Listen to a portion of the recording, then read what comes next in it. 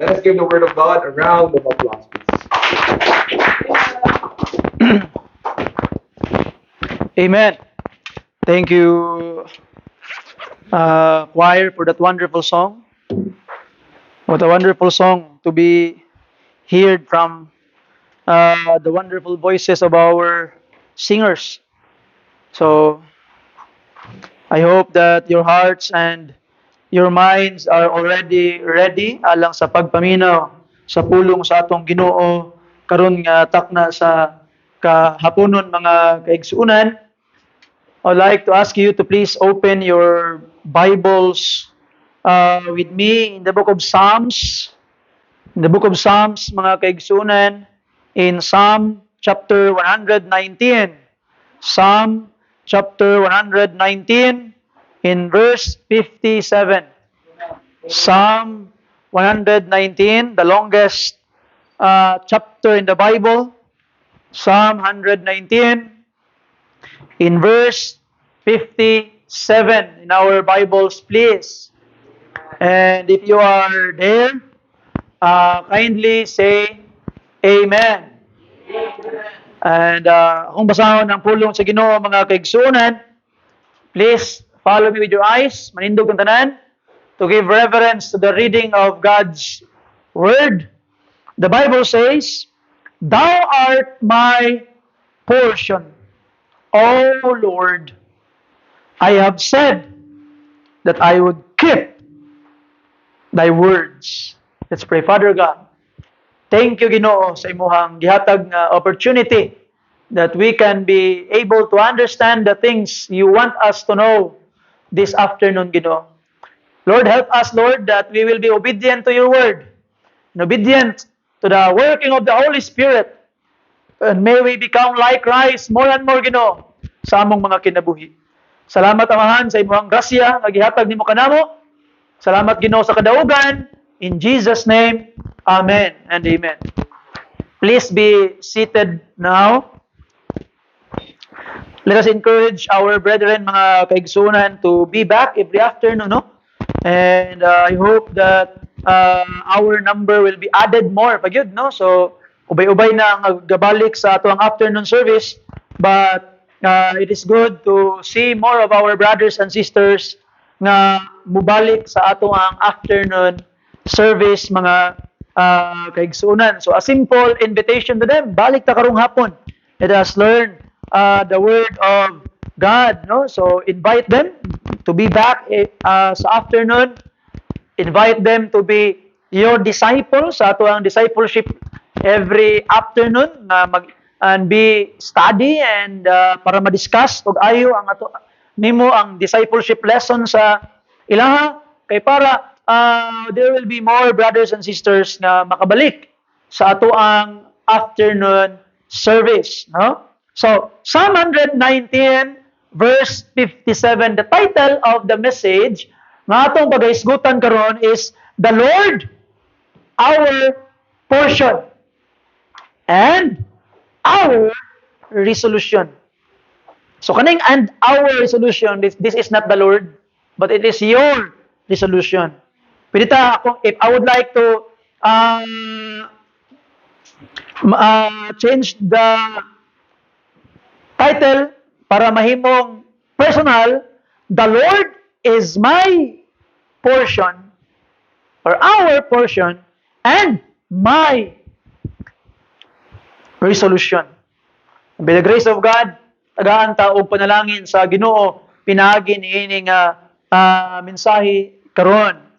Psalm 119 is the longest chapter in the Bible and is centered upon the Word of God. If you would read the entire chapter sa chapter 19 sa book of Psalms, specifically in Psalm chapter 19, ato nakita mga kaigsuonan that this is mainly talking and exalting the Word of our God.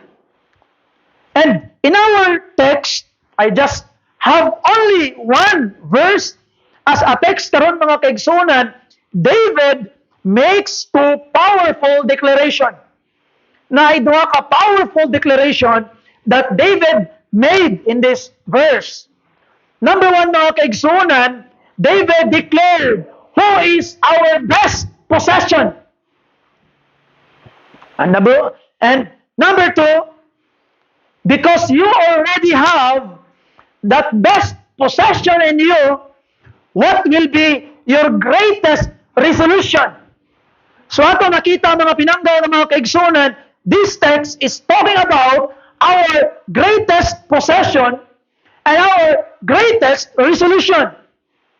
The first speaks of privilege. You are very privileged to possess God sa imong ginabuhi. Amen. Na akong gingon sa inyo mga pinanggaw ng mga kaigsunan, that we are not honoring God because God allowed you to sing. You see, sometimes we focus too much to ourselves. I sing, I honor the Lord. But mga pinangga ng mga kaigsunan, kung ang tinuod yun imong tanawon, we are honored by the Lord by allowing us to sing for Him. We are honored by the Lord by allowing us to serve Him. Kaya dili lang bisag kinsa ang makalagad sa Ginoo. You are particularly chosen by the Lord. Nga ikaw makalagad sa iya mga pinangga ng mga kaigan. It's a privilege, but the resolution is not talking about privilege, it is talking about our responsibility. Because of that great privilege, natay responsibility. Dumdum ng Gus gingon sa ni Uncle Ben. Sa gingon ni Uncle Ben, with great power comes great responsibility. So no. Ato makita ng mga Christian do si Uncle Ben siguro. Ito, inuwang lang. So ato nakita ng mga pinangga ng mga kaigsunan that there is great privilege nagihatag sa ato sa Ginoo that we could be a possessor of God and because of that possession, that privilege, we have this great responsibility. David did not say, I will keep thy word so that thou mayest become my portion. That is how the world interprets it. No? Wala na ganang pulong sa Ginoo. Ginoo, I will keep my word because if I keep my word, if I keep your word, then you will become my portion. No? God came first. Grace came first. Relationship came first. Then obedience followed. Una di ay nga mahimon tong portion ng Ginoo. Mahimon tong possession ng Ginoo. He is our portion. Siya tong bahin. If you already have God, then there will be obedience na mo follow. Dili day mga kaigsunan nga expect ang nay kwanto si usa ka missionary before nga expect great things from the Lord, attempt great things for the Lord. That is the right quote. And when it was preached, many preachers changed it. Giusab nila. And the preacher said nga ako ning usabon ang ato ang theme karon. That was the theme of the mission conference that I attended. Na ilang gi-change ang mga speakers, gi-change nila ang gitawag na theme.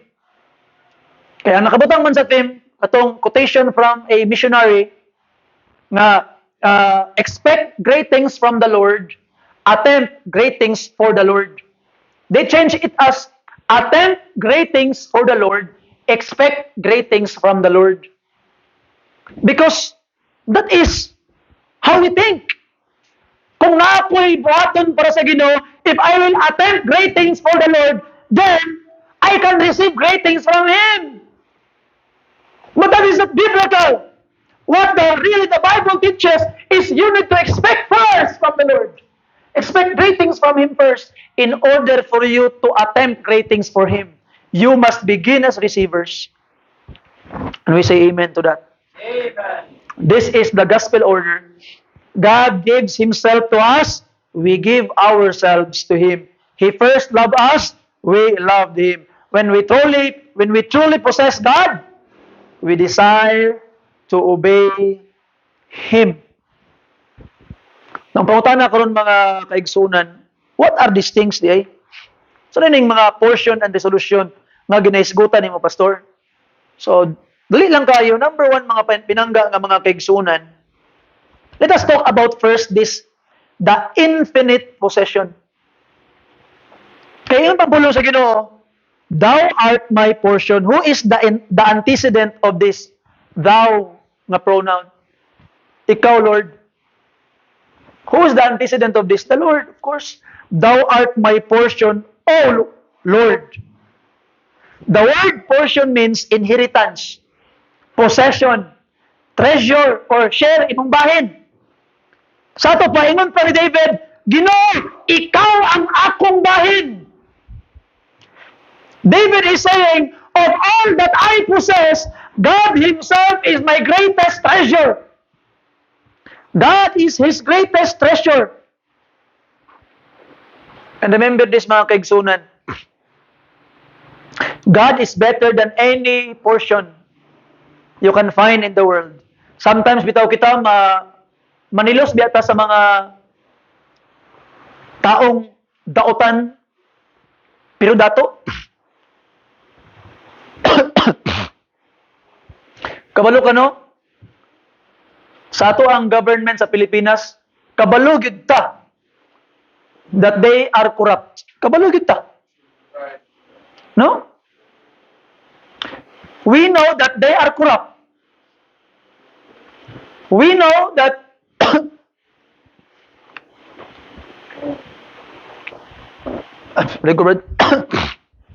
Thank you, brother. Thank you sa imong pagka-thoughtful, Brother Fairlo.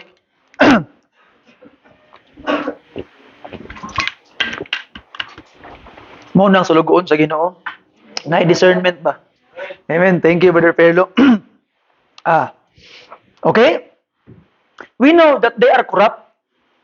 We know that they did something wrong. Talawang China, ang ilang mineral dito, carbon. Carbon na ilang mineral dito. Uling. Ilang gitawag nga mineral dito. Dato sila, no? Excuse you. Look at other countries nga wala sila'y tarong nga natural resources but they are richer than us. Tanawang Pilipinas, all the natural resources you can mention, makita sa Pilipinas. Abundansya sa Pilipinas. But what happened to the Philippines? We know, and sometimes maibog ka ba? Kuyawa ni niya, gipalit lang man niya ning gwapo kay nga sakinan, Rolls Royce, kitungod lang sa payong. No? Binili ko to kasi, alam mo kung bakit? Tingnan mo. Ito kasi, grabe, gisagpa, mandas ka pobrehon na ni. Pahit kag payong, at bukas Japan surplus para barato, ug naligon, dugay maguba. Nakoy payong, ginabutang perminti sa sakinan, Japan surplus na. Ligon. Palit na. So, pero akong ginapunto mga kaigsunan, nga, sometimes, kabayaya silang kinabuhi, no? I was talking to a man dito sa Angge subdivision before. Ano sa ko nga, pastor, alam mo, pastor, minsan, naiinggit ako doon sa mga tao, sa mga vlogger. Ano man, Brad? Kasi, tamo, pastor, iyahay kay lang kinabuhi. Murag ipanglabay lang ilang kwarta. Yun niya, murag maayo man kailang kinabuhi. And sometimes that is what we feel deep inside. And even the biblical authors, mga kaigsunan, they also felt that way. In Psalm chapter 73, mga kaigsunan, nahawan ninyo ang yung Bible palihog. Psalm chapter 73, ingon pa ang pulong sa atong Ginoo. If you're there, say amen. Ingon pa niya verse 2, but as for me, my feet were almost gone. My steps had well nigh slipped. Why? For I was envious at the foolish when I saw the prosperity of the wicked. Nanilos ko, naibog ko ano man. tungod sa success, prosperity sa mga dautan, katong mga buang-buangon, katong mga way-ayo nga mga tao nga magkasala, they are very rich. Ako nang alagad ko sa Ginoo sa manit, pait man. But higala igsoon, remember this, God is a better portion than anything in the world. David said, Thou art my portion, O Lord. Riches fade, fame disappears, pleasures vanish, but God remains forever. The world says, money is my portion. Others will say, success is my portion. But the believers say, the Lord is my portion. A man may own vast lands and still be miserable. There will be people nga naay gamay nga nangkom sa kinabuhi, yet possesses joy, hope, because he possesses Christ. Kinsa may mas dato sa ilaha? The one who has God. Ingon pa sa Bible, for Matthew chapter 16 verse 26, for what is a man profited if he shall gain the whole world and lose his own souls? God is better. And kabalo ka, God is better even than earthly blessings. Not only the blessings of the wicked, but also earthly blessing. David was king. He had wealth. He had power. He had honor. Yet, he did not say, my kingdom is my portion. God gives many blessings. Family, health, employment, possession. But none of these should become our God. The gift must never replace the giver. Many people love God's blessing more than God Himself. But mature believer says, Lord, if everything else were removed, as long as I have you, I still possess everything that truly matters. Amen. And I hope you can truly and honestly say it. Until the time will come na mawala gid sa imong tanan. Until nga ang panahon moabot nga modaan gyud ka. Diya na masukod if truly God is your portion, mga kaigsunan. It's very easy to affirm the word of God when it is not happening to your life. But mga pinangga nga mga kaigsunan, I hope with the grace of God we can see nga naagid ay panalangin, naagid ay kalipay when we possess God Himself. Kabalo ka? Because God is our portion, you know, God is the believer's heaven. Siya ang atong langit. When Christian thinks about heaven, they often think about golden streets, gates of pearl, reunion with loved ones, freedom from pain. These are wonderful blessings.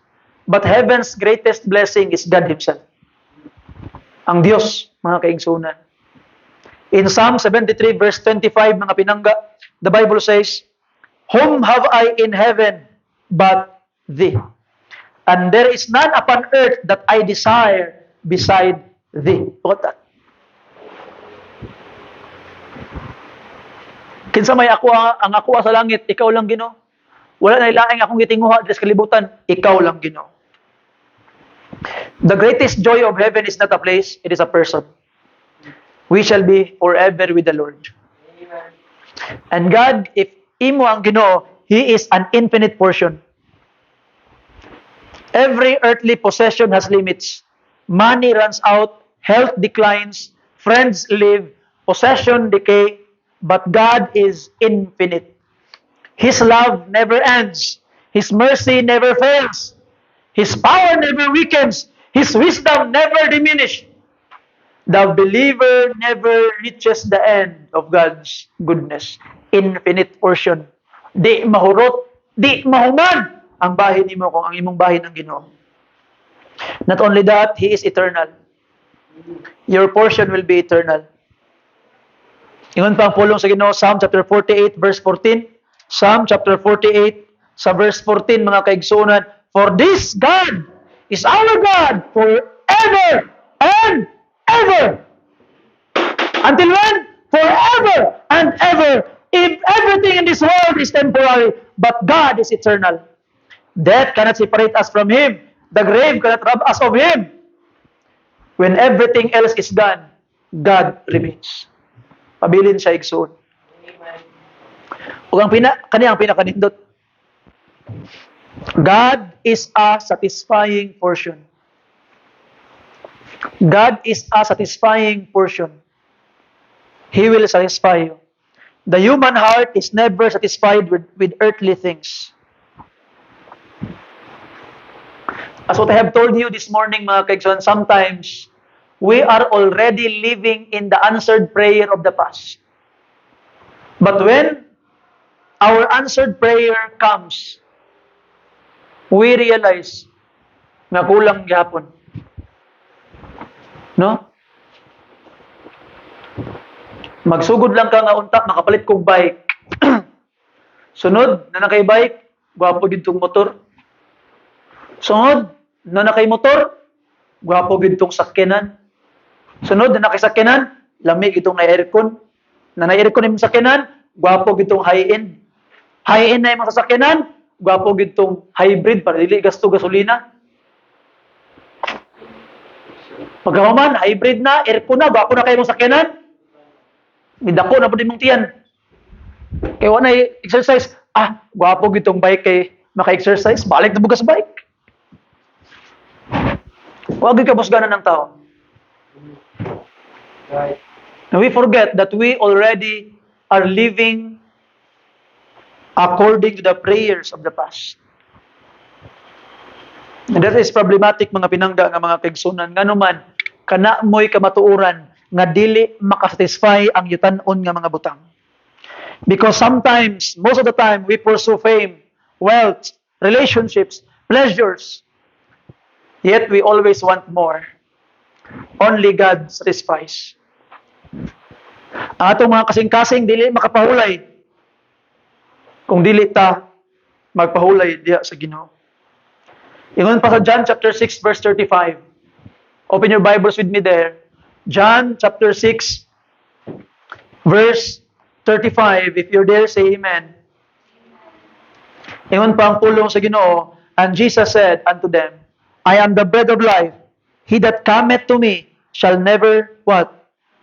Hunger.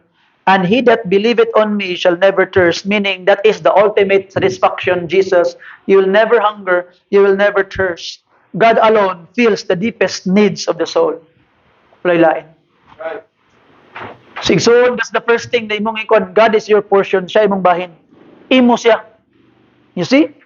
Now, because we have learned nga, siya itong bahin, siya itong portion, siya itong share, o siya ang pinaka-makasatisfy sa imo, di mahurot, di mahuman, perting kumplituha kayo.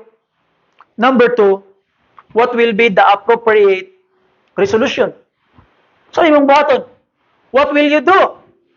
When God is already your portion, what is the best thing to do? What is the natural things to do?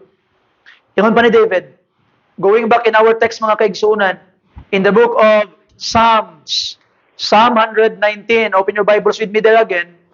Psalm 119.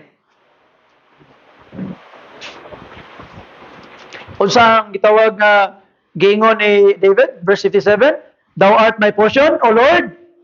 I have said that I would what? Keep thy words. Because God is David's portion, David responds with obedience.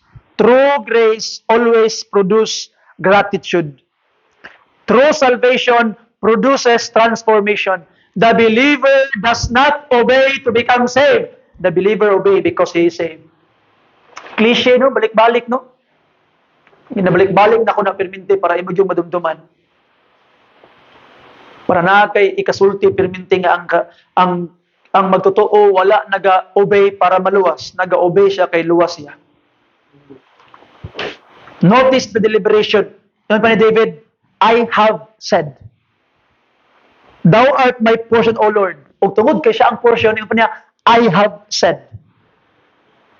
This was not emotional excitement. This was settled decision, a thoughtful commitment, a deliberate vow. Saad niya, I have said, I would keep thy words.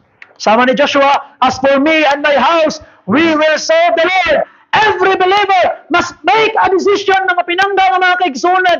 Make a decision. I will follow you, Lord. May kita mo ingon nga, I will follow you, Lord, pero di tayo ka-follow. Di mga kakabalik og afternoon service, I will follow you, Lord. You see? Di mga kakabalik og Wednesday prayer meeting, I will follow you, Lord. Kinsay mong giilad. So ato makita mga pinangga nga mga kaigsunan.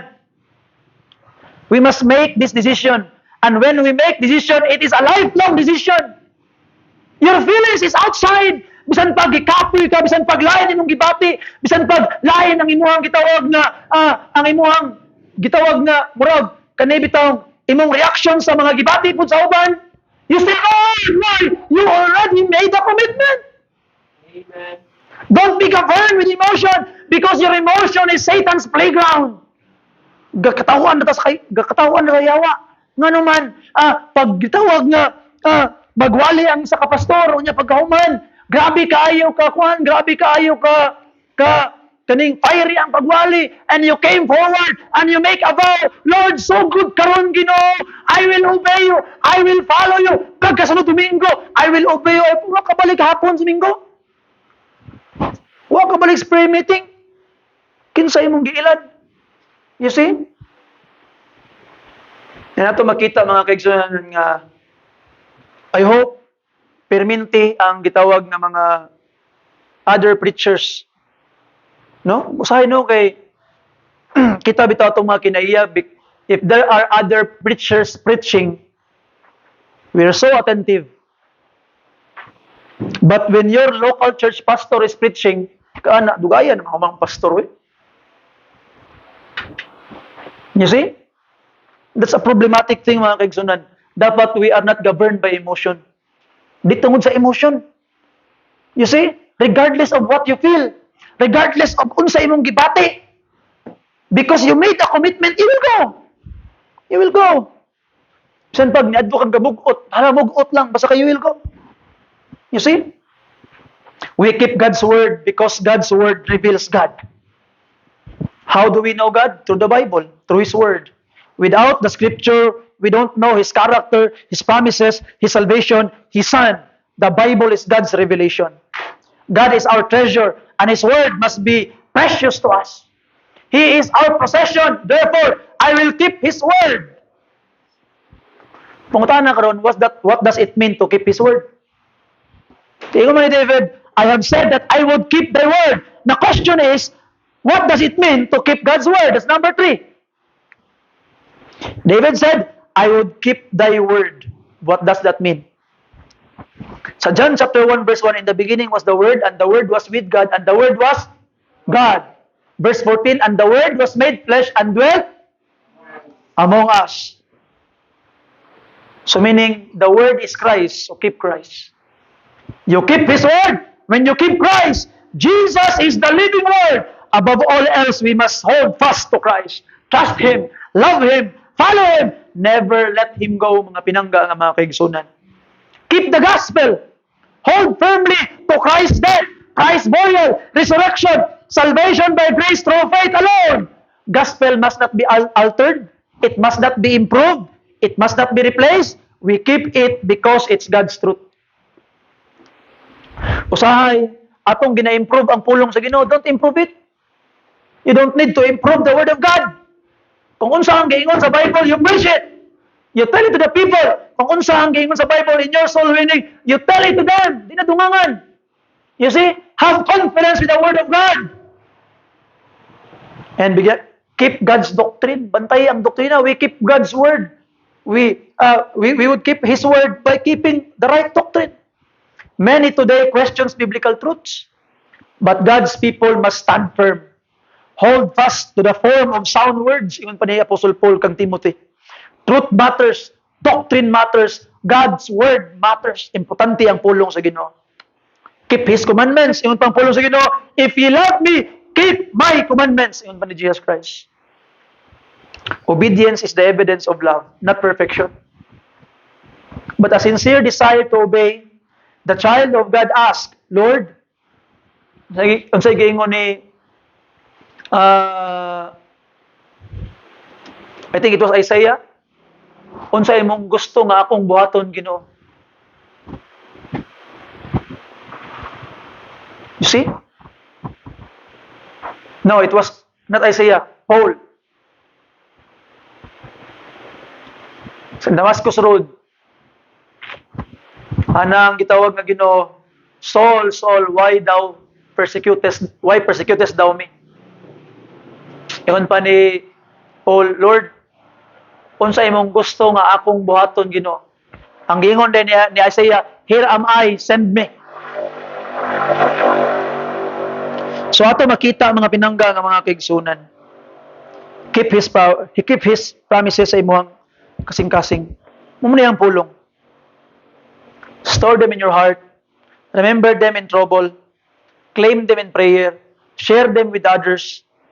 God keeps His promises by fulfilling them. We keep His promises by believing them. Unsaon pag-keep sa Ginoo yang promise? By fulfilling them. How can we keep His promise? By believing in them. So ato makita mga pinangga nga mga kaigsoon, it's very important. No, keep His word. How can you keep His word? Ato makita mga kaigsuonan that this truth is very precious. Precious kay ning at kamaturan.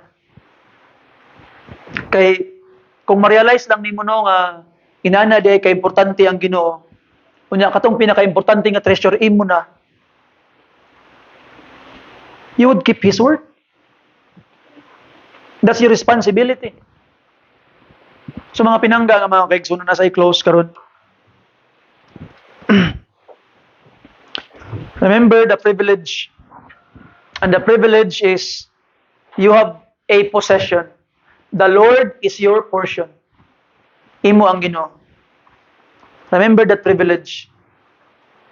Imo ang Ginoo.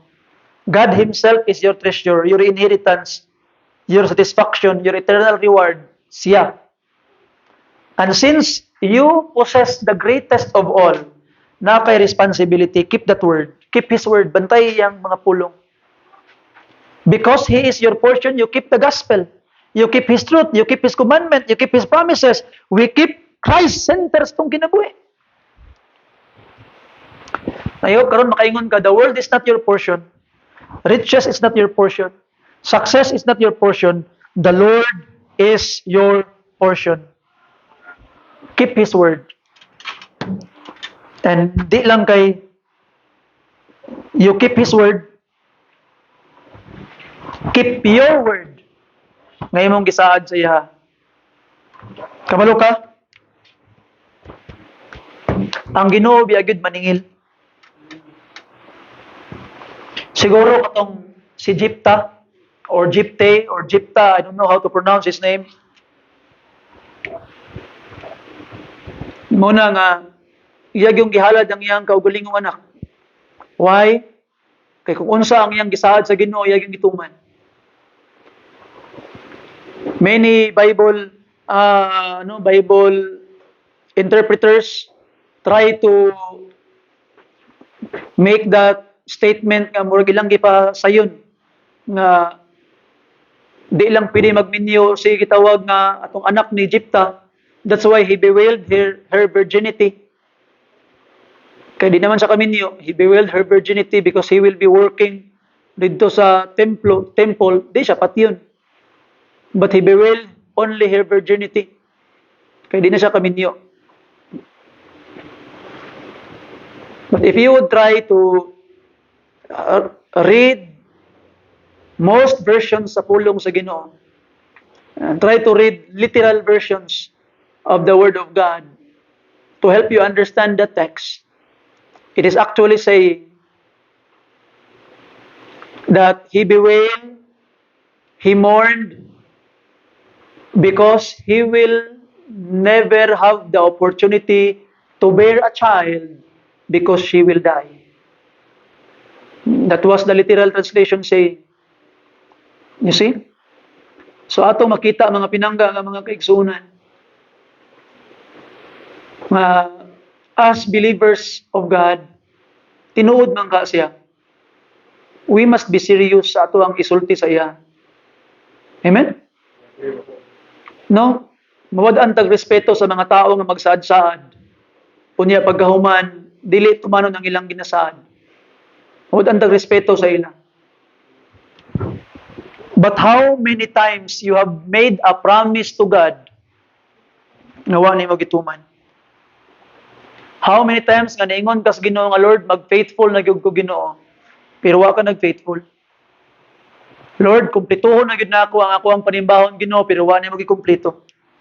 Lord, ang daghan ka nag-promise ani atong January, magbasa na gyud kog Bible Ginoo, pero murag wa ka kabasa karong adlaw, wa ta nagwali.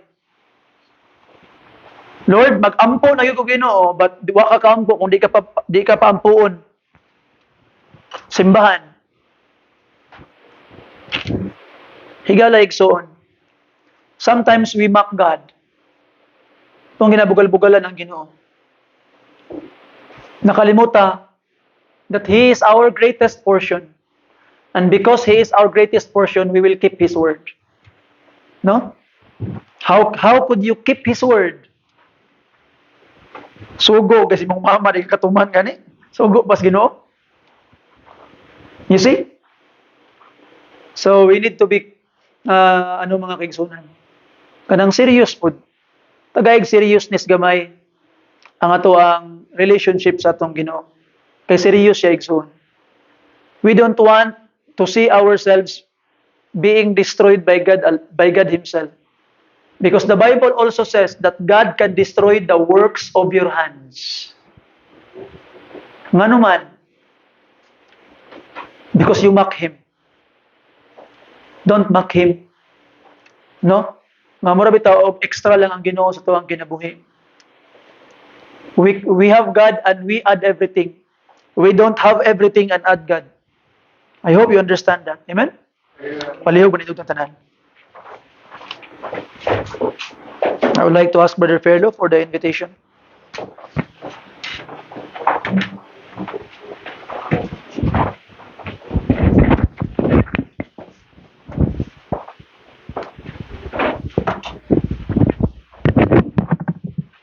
Amen. God, soon we'll be having an invitation. You have heard the word of God. God, in Psalm chapter 119, verse 57. God is your greatest possession, God.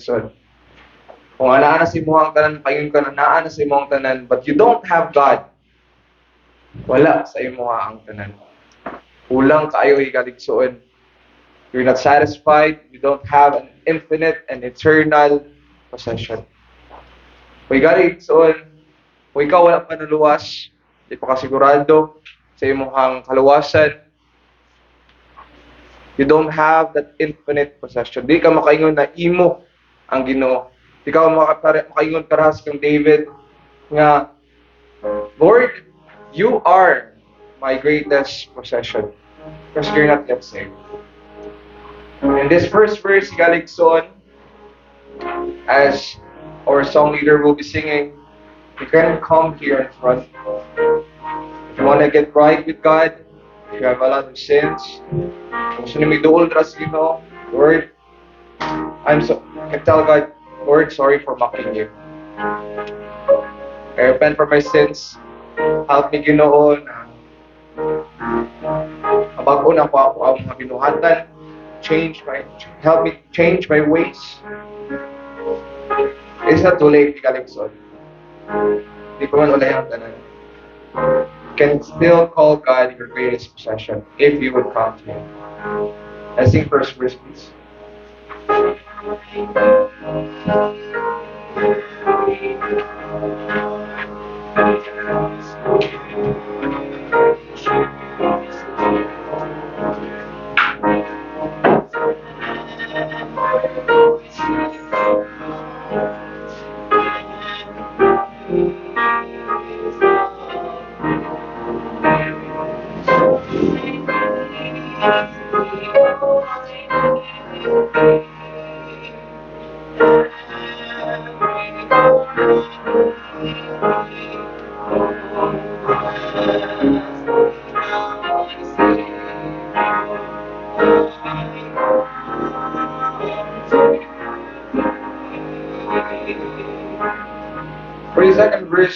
galigson,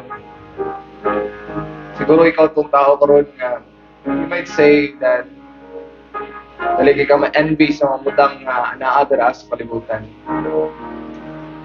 Maybe you're that someone, nag-iingon dito sa Psalm, na you envy the wicked. So you see na ilang mga kinabuhi, murag dili kayo maapektuhan sa mga butang nga naadara sa kalibutan. In their troubles, they can have things that can heal or makamawala sa ilang mga problema. Galing so always know this. When pala Pastor ganina, money will just fade. Friends will just go away. But the most important thing is you have God. God is your greatest possession. Ask God's strength to help you clarify your mind. Kasabot ka ni mo'y kaligsoon nga wala na mas importante pa kundi ang Ginoo. Let's sing second verse, please.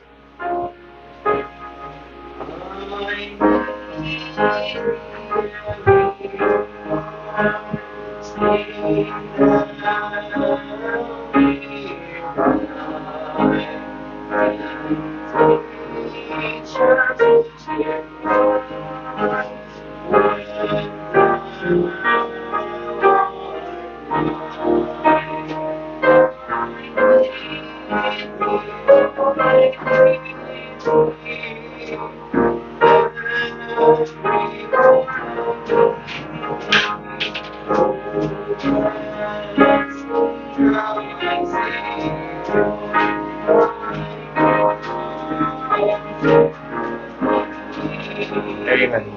Let's sing last verse ni Galigson. Last verse.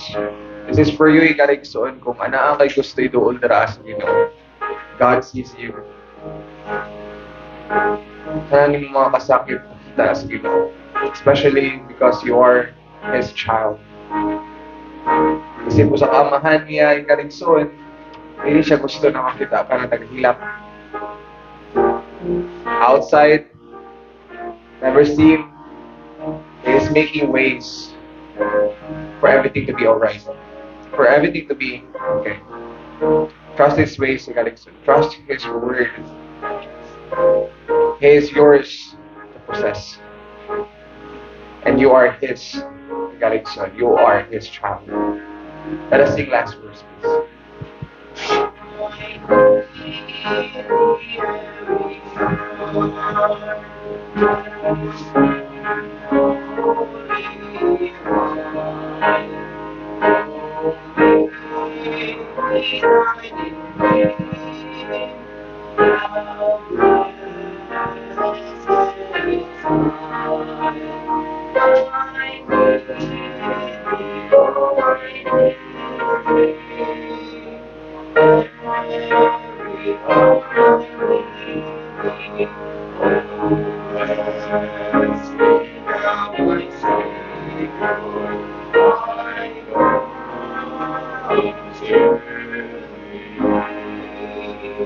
Let us pray. Gracious and Heavenly Father, Lord God, we thank you sa imong pulong, sa imong dugod na mo madunggan o masabtan karon. Lord, it is great honor for us to possess. Thank you, Lord God, for honoring us with this greatest possession, that is you, Lord God. Mahal, hindi ko na mo ma-imagine, hindi ko na mo buong dyan masabtan. Ano mo sa kataong sama ka namin, unan would have someone like you. Lord, help us to live right. Help us to be true sa mga pulong. Help us, Lord God, to obey your word, to have the right action plan because of the things that you have done for us. Mahal, as we leave this place, help us, Lord God, to remember the things that we have just learned this day, full of lessons, Mahal. Gawang po Ginoo, na mo ni kamiton sa mga pagkinabuhi for the rest of the week. And bring us back here this Wednesday for our prayer meeting. Even, Lord God, sa mga Sunday morning service this upcoming Sunday. Lord, you see all the prayers of your saints. Mga pag-ampo nila, Mahal, may lang iduol at panimo, Mahal. Kaampo ko nimo, kami kaampo ko nimo na ikaw banungog sila mga pagpampo. Sila mga pagpulo ang lahat, mga putang na naas lang mga kasing-kasing na ikaw lamang ang nakabalong noong Diyos, pinagis mong grasya o kaayo, tungga ang lahat ang ilang mga pagpampo. Man, salamat sa bukaw sa iyong kaayo. Karintanan ang ginapangayo, lahat lamang sa ngalan sa mga Ginoo o Pumulungas, Ginoo Yesu Kristo.